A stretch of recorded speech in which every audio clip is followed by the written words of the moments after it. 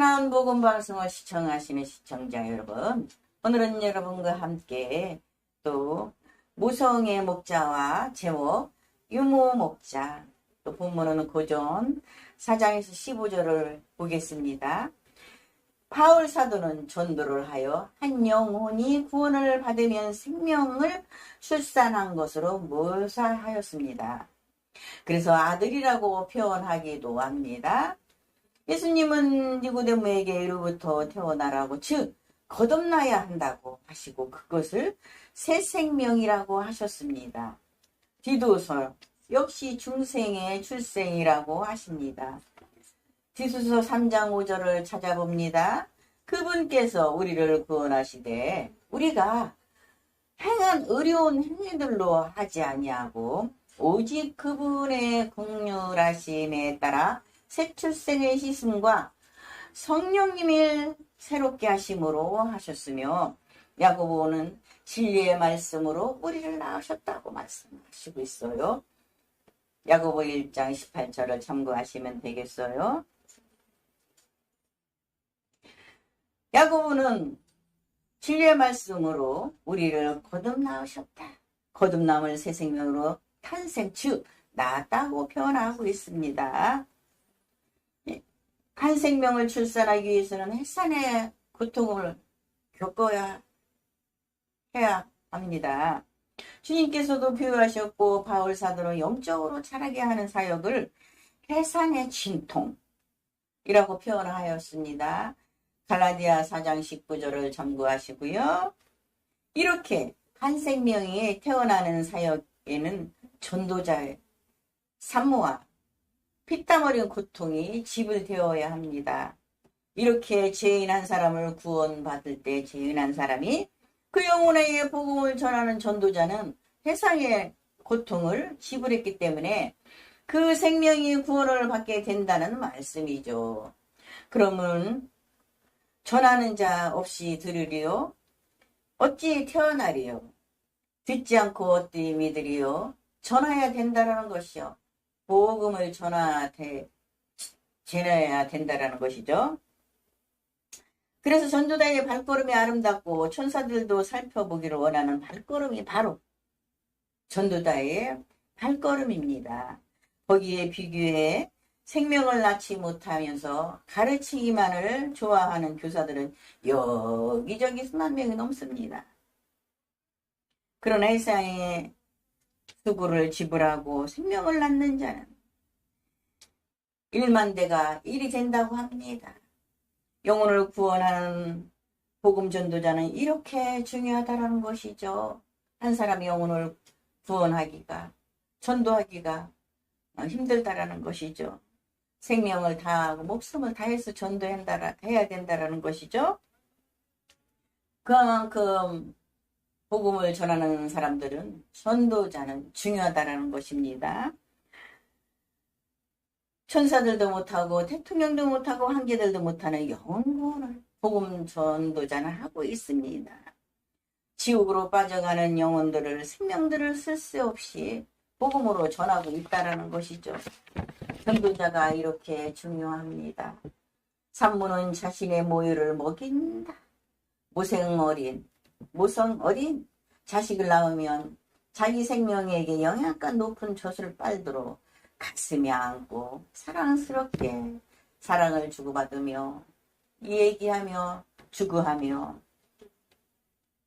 사랑을 키우며 자라게 합니다. 낳아놓고 유모를 데려오는 산모는 유모에게 아이를 뺏길 수도 있습니다. 아이는 젖을 물게 한 유모는 엄마로 생각하고 정이 듭니다. 산모가 미성년자라면 베이비 유아박스에 던져버릴 수 있을 것입니다. 진정한 교회는 생명을 출산하고 해산의 고통을 지불하고 반드시 주님의 젖을 수익시킵니다. 모유는 아이와 DNA가 같아야 합니다. 새로 출생한 갓난한 아이들같이 순수한 말씀의 젖을 사모해야 된다는 것이죠. 이는 그것으로 너희를 자라게 하려 함이라. 베드로전서 2장 2절을 참고하시고요. 그러면 유모는 어떠한가? 유무는 좋은 유무가 있을 것이다. 살전 2장 7절. 그러나 대부분 유무는 알 줄은 모르고 인위적으로 젖이 나오는 식품을 먹여 다른 전도자가 낳은 아이에게 또 수료한다. 유무는 본능적으로 모성애가 없다. 사랑이 없다. 자기가 낳지 않았기 때문에 아이가 아파도 대충 넘어가고 백품도 별 관심이 없고 젖값에만 관심이 있다. 이것을 사꾼 목사라고 합니다. 그가 먹이는 수유는 아이가 싫어해도 엉덩이를 때리며 강제로 먹인다. 수유부문이라고 하죠. 이걸 수유학대가 이루어진다. 거듭났지만 어린아이같이 그리스도인들은 아직 분별을 하기도 전에 단단한 식물을 먹으라고 강요하고 율법도 먹이고 철학도 입에다 밀어 넣습니다. 복음이 아닌 자신의 교리를 만들어서 교육 즉 세뇌에 주입시킵니다. 때론 아이를 노예같이 종으로 부려먹기도 합니다. 요즘 TV에는 고등어 엄마 프로그램이 있더라고요.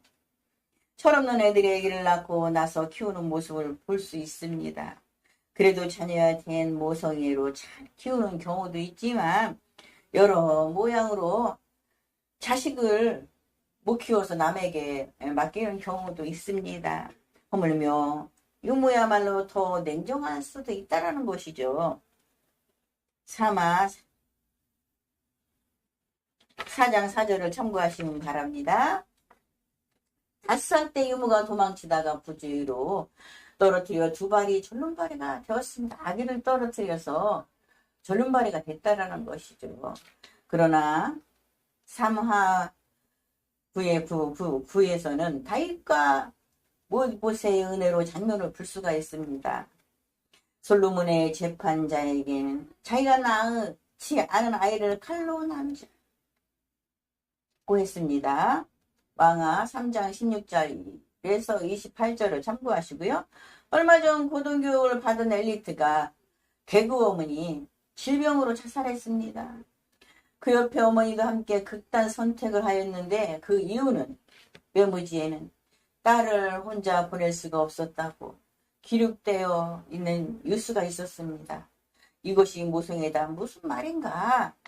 오늘날 자신이 낳은 성도를 말씀으로 젖을 먹이는 산모의 해산의 고통을 겪어서 그 가치를 알기 때문에 피 끓는 심장으로 가슴이 안고 말씀으로 먹인다라는 것이죠.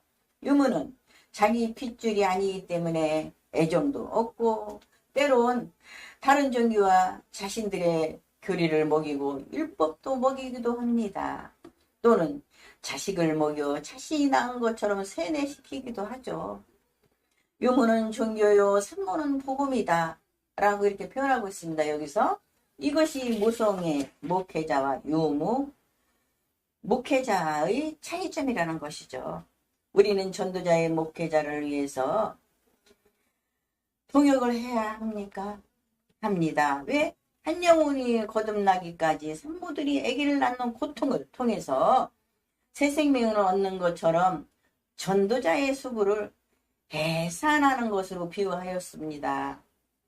또 태어나면 말씀의 젖을 먹이고 성장 과정을 통해서 딱딱한 음식을 먹이듯 말씀을 잘 만들어 먹이는 게 설교입니다. 왕상 6장에서 1절에 7절을 보면 7절까지 보면은 채석장에서 돌을 다듬어서 성전을 건축하는 모습을 또 볼 수 있습니다. 이런 것처럼 모임에 오기 전에 충분한 말씀으로 다듬어진 다음은 모임에 초청하여 교회 안에서 소리가 안 나야 된다는 것이죠. 사람의 소리가 안 나야 된다는 것이죠. 교회 처음에 오면은 새신자의 교육이라는 걸 받습니다. 차차 밟으면서 한 개씩 올라간다는 것이죠. 그렇게 교육받지 않고 교회를 나오면은 교회를 다니면 넘어진다라는 것이죠. 교회 와서도 잘 적응을 해야 된다라는 것이죠. 이같이 우리가 너희를 사모하여 하나님의 복음뿐 아니라 우리 자신의 본 까지도 기꺼이 너희에게 주고자 하였던 것은 너희가 우리에게 소중한 자들이기 때문이라는 것이죠. 데살로니가 전서 2장의 8절을 첨가하십니다. 복음은 어렵습니다. 전도는 어렵습니다. 생명을 귀하게 여깁니다. 죄악에서 구원하여 생명의 길로 인도합니다. 감사드립니다, 여러분.